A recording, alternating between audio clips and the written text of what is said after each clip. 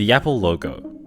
This one symbol has become so powerful and iconic that when evaluating products nowadays, the average person will almost subconsciously perceive the Apple product as superior, even if they oftentimes can't explain why. What would Samsung have to do to win you over?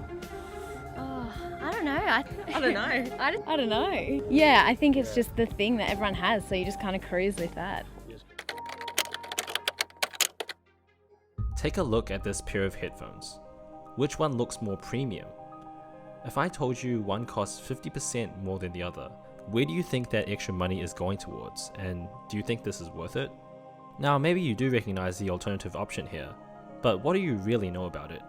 Maybe you just don't care about them at all, or maybe you just want something that works. These are all tricks and strategies Apple uses in order to establish and maintain its prestigious branding, to convince many customers that they are the better brand without them even doing much research at all and comparing their alternatives. Let's be real, once you see the Apple logo, you can for the most part trust that it will be of good quality, and it seems so familiar that you don't even want to explore alternatives in the first place. And you're not alone. If you go out in public, it's obvious you will be bombarded everywhere with this logo all around you. It would be weird to not see Apple devices, from phones to AirPods to AirTags, everywhere. It's gotten to the point where the EU regulations have started to step in and realize how severe the power of Apple is, and is making entire laws to regulate the industry better, since it seems like the customers don't seem to mind. In fact, most of them seem perfectly happy and very much satisfied with their products. But if you pay closer attention to what is really going on right now, it may make you question whether or not you want to continue blindly investing in the Apple ecosystem. In order to understand the manipulative tactics at hand here, we must quickly go back to where it all started. 1984, a very different time, and especially so for technology.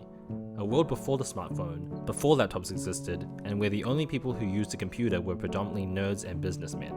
It was not user-friendly at all, but the general public didn't really care or really have any use cases for computers. There was no YouTube or Valorant or anything to entertain the average person, just yet.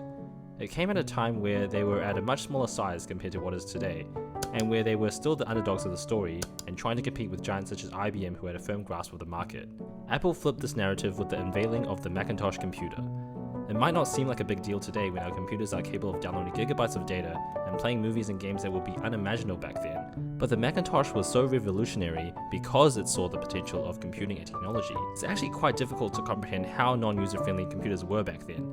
Everything was on a terminal, and there was no graphical user interface. Shiny icons and fancy text we see now were nowhere near to be seen. Apple from the very beginning clearly knew how to market things by standing out and seeing potential where no one else could. From the very start, they built their brand perception to be unique and quality, even before they had even captured a fraction of the market. Although there was a shaky period over the coming years of the company's direction, with Steve Jobs at the helm of the company, he was always 2 steps ahead and had other ideas for the company than just computing. From the very beginning, he had his eyes set on dominating the entire world with his technology, and clearly he had a few tricks up his sleeve. Entering the music and entertainment industry was a perfect fit for Apple and its eventual merge into mainstream computing. After all, not everyone was working office jobs and needed a personal computer yet, but who doesn't listen to music? At the time though, it was definitely a bit of a risk that would have puzzled investors. The company was barely breaking even at the time, and most of its resources were spent on the Macintosh computers. It's easy to say in hindsight how smart it was, but Apple was deciding if it would compete with the experts in the music industry, such as Sony, who already had a strong hold on the market, and it's not like they had any super fancy technology at the time to change music, right? The MP3 player industry was another area they would disrupt by discovering how bad and fragmented the user experience was. It was hard to scroll through songs, it was a pain and a mission to transfer music files, and the overall experience was clunky. So by making their products stand out with their genius marketing and a focus on user experience, once again, focusing on how much of a problem it solves through their own device combined with iTunes, they were winning a customer base that were being introduced to how cool and simple technology could really be. And so began the start of the Apple ecosystem. It didn't have to be as boring or plain and simply serve utility and do things. It could look and really feel cool at the same time. And this is where things start to get really interesting. With the iPod's success and through its various iterations, we could eventually see the successor that would be one of their most popular products to date, the iPhone. Today, Apple is going to reinvent the phone. The iPhone truly was the perfect evolution and culmination of everything Apple stood for, and an example of them perfecting the process of iterations we had seen earlier with the Macintosh and the iPod. Finally comfortable to bring this vision into reality, it once again made technology a necessity for the mainstream. But now everyone has a mobile phone, so why not make it cooler and actually fun to use? The introduction of iOS really seemed to solidify the essence of what Apple really is all along.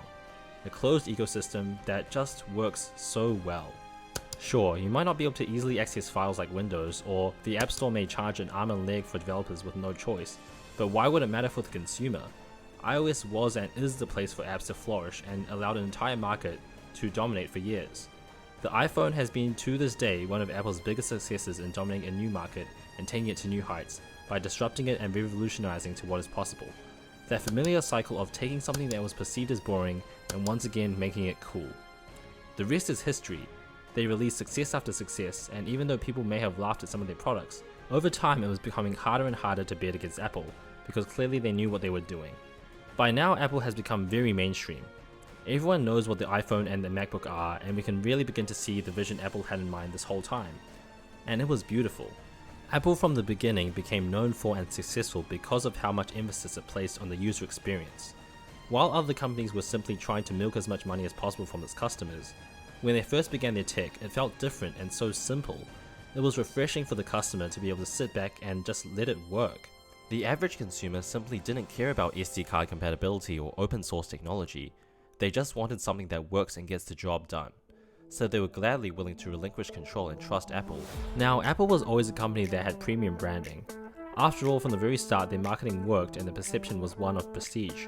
Their products were made with high quality materials to reflect this, so it was really quite normal to charge higher prices for their products. But as the years went by, things changed, and Think Different was starting to not seem like an accurate slogan for Apple anymore. As a result of their success, they had built up a lot of goodwill with their loyal fans who by now were not only gaining more and more trust, but also dependency on the brand. You no longer need to think about what alternatives to buy when you have the tried and trusted Apple logo guiding you. Apple continued to try and innovate new things. For example, in 2015 they unveiled the Touch Bar, which we all know by now turned into a massive failure. And along the way, you may remember the butterfly switch keyboards which plagued the MacBook for a long period of time. And here was an example of Apple thinking they always know better than the customer and refusing to change for years. And this is the point where for a brief moment, the illusion was beginning to break and there were seemingly cracks in the brand's image. But this period of time didn't last long as Apple finally realized there were some battles they couldn't win for now and reverted some of these changes.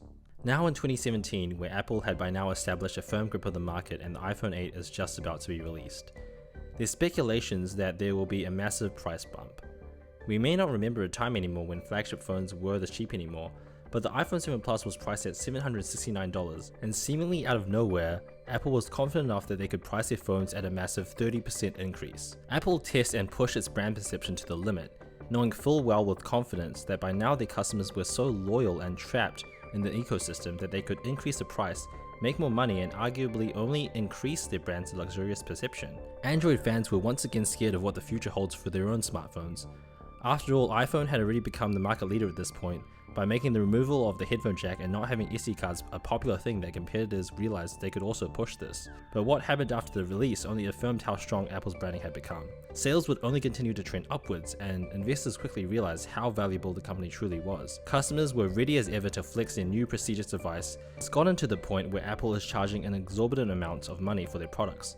And since the consumer trusts the brand so much, they are unaware of how bad things are really becoming, and the alternative. And perhaps it's now too late. You see, there comes a cost to making things work.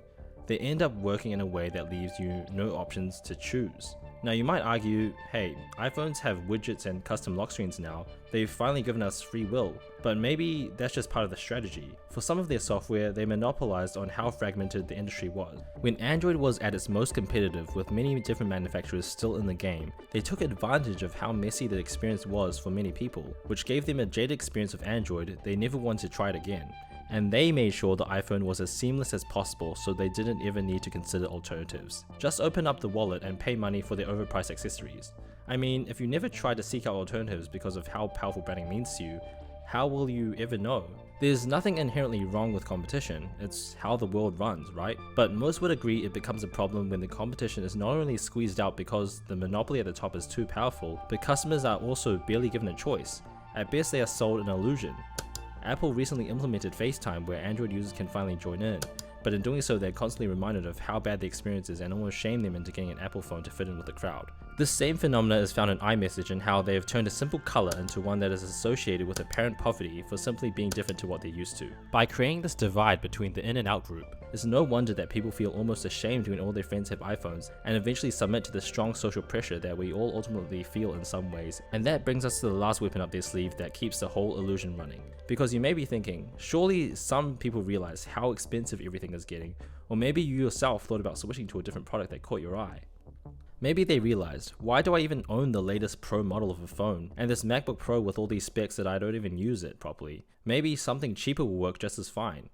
And that's where suddenly the tall walls Apple has built around its ecosystem finally reveal themselves. When you realize you need to leave the room, but the exit door is nowhere to be found. Remember earlier on how everything just works in Apple? Well, that's precisely the problem. It just works. Because if you want a different device, it's not going to work together in harmony the same way. Do you want a MacBook and an Android? Well, it's going to be more annoying sharing files or receiving notifications since iMessage won't work, or iCloud. Want to use AirPods or the Apple Watch with an Android phone? Too bad, it's not going to function nearly as well if you don't have an iPhone. It's come to the point where users are locked in with no choice because they truly become dependent on Apple's ecosystem. From the early days where the consumer just wanted something to work, well, now you have no choice because either the competition has dried up now and been squeezed out the market by Apple taking over their products or getting acquired anyway. It has come to the point where if you don't do it Apple's way, they'll subtly strangle you out of your alternatives, so you wish you had just given them more money, teaching you a lesson in the first place. Services such as FaceTime and iCloud are indeed very useful, but become a large pain if you ever want to change and move away. It's like a toxic ex who refuses to leave and reminds you of everything good they did, but gaslighting you out of the bad. Perhaps now that you realize what is going on, you can make a better, more informed decision about what you really want. But maybe the first step is to change phones, in which case you might want to check out this video where I go into detail of how the iPhone took over the smartphone market, but also revolutionized it. There's a few details about it that might surprise you.